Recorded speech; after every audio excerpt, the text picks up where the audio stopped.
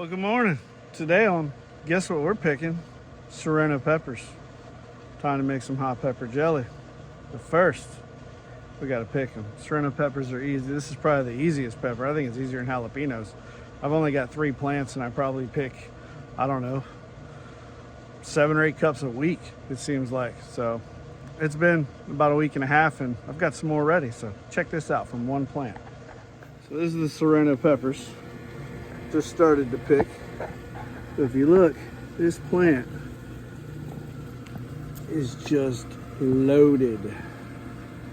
One plant. And they're really easy. It's the same as a jalapeno. You just grab one. If you pick up and it falls off, boop, it's ready. They're a little hotter than a jalapeno, but they're great for making jam. And you can just pickle them whole. Make like some sport peppers for hot dogs and stuff, but overall, it's real enjoyable.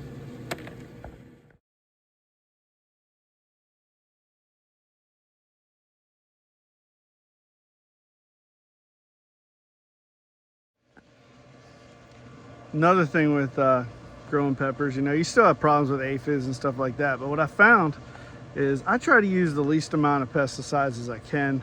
I'd rather deal with a few pests and manually remove them, stuff like that. You can go crazy. There's stuff out there, anything from pyrethroids, synthetic pyrethroids, systemics,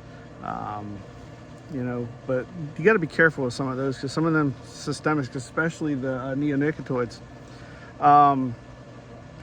they are labeled, a lot of them, to not pick fruit within 30 days. But I know from my background in pest control and dealing with lawn and ornamental and turf and shrubs, a lot of that stuff is not safe for bees. Now, you need a lot of bees for pollinating, like cucumber, squash. Some plants are self-pollinating, so it's really not a concern, but you want to protect the bees as much as possible. So what I started doing the past couple of years is planting random plants throughout my garden that might deter some insects. Some of those are basil. Marigolds work great on my tomatoes. I grow my tomatoes in grow bags.